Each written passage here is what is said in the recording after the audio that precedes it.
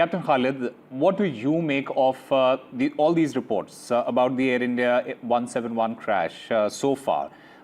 Do you think they're aligned with the standard investigative protocols? Not at all.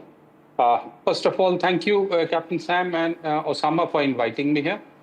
I would like to throw in a new mathematical calculation that debunks all the story that has been throwing around, that has been rotating around.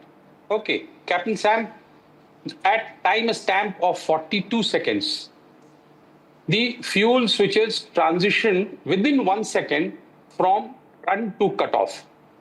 Am I right?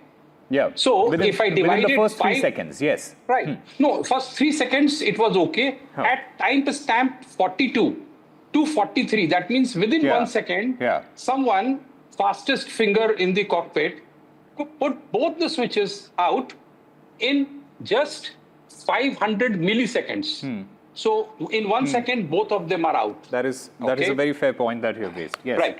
Then the narrative is that the other pilot who was rotating the aircraft happened to see this and asked, why did you switch off or cut off the engine? Agreed. He saw it. If this be the truth, then I think proposer of this story has to now tell why did that person wait for 10 seconds to reverse this switch? True. Correct. Very correct. Yeah. Okay. Assume that person was, he asked the question and he said, I didn't do it. And both of them thought of climbing without the engine for 10 seconds. Let's assume it.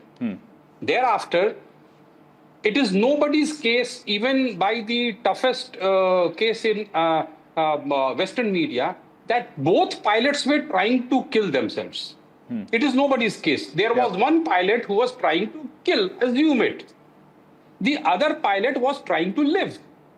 Then I think he should be as fast as the first one in putting it on at the time second of 52 stamp, right? Even if he took 10 seconds. But how does he go on to put it down? Put it to run position at 52 and then next one at 56. So 4-second gap in putting it on in an aircraft that is dying, and the pilot, both of them know that they are being dead if they don't do it fast. If at all, it was at time stamp 52 that it should have been in milliseconds, and at previously it should have been in any way. So now we come back to what, these things are in our head.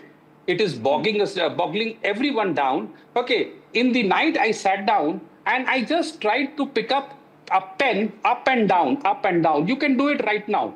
Okay, just grip anything, put it to by 1 inch up, put it down and ungrip it. This time, if you are very good, you will take at least 1 second plus. That means if you do it 10 times, you will have 10 seconds. If you do 20 times, you will have 20 seconds. I tried doing it many times and I found that, I was pretty slow. I could just move, I could just grip and ungrip 1 second per movement. This guy was 4 times faster in switching off and 8 times slower in switching on. Now I will tell you what actually happened. and that would explain this timing. I hope now the time stamp is not changed. Okay, that electrical signal switched off the fuel switch at that instant. That means 500 or 1 millisecond. The switch was at that same point. Sam would agree that pilot flying or pilot not flying nobody will look at the switches. But the CAS message will come and that will say fuel shut off. When you see fuel shut off, it is logical to ask, why did you switch off? Right? And it is logical to say, I didn't switch off. And then they took 10 seconds time to find out what the hell has happened in the cockpit.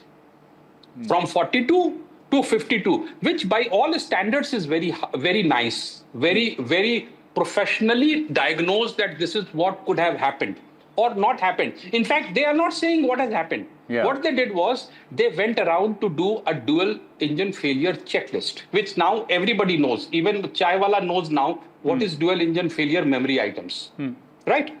So they went on to move the switch from run to cutoff.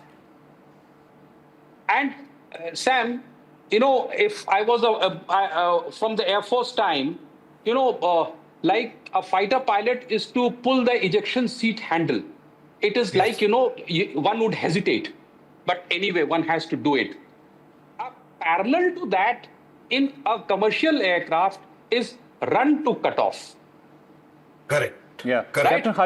Captain Khalid, having... Osama, Yes, please go ahead. Please go ahead. Run to cutoff is a parallel to that. But cutoff to run, you don't have to think. Just put both of them on. Yeah. So definitely the switch was not at the off position. Otherwise, they would have had to move only one switch, one movement. But run to cutoff, and they did it deliberately. Why? Because they did it for the one engine, left engine, run to cutoff, and then that one on, and then this one off, and this one, the second one on. Okay, and they hope like hell that, everything will start. Now, this particular 4 seconds of moving it to on is now, it will not, DFDR will not record it from run to cutoff because it was already electrical zero at 42. If it was electrical zero, the only thing that you will record will be a cutoff to run in case it initiated. Now, this is my presumption that they did it. It is a very much possibility that the electronic glitch was over in 10 seconds and it restarted on its own. The switches were never moved.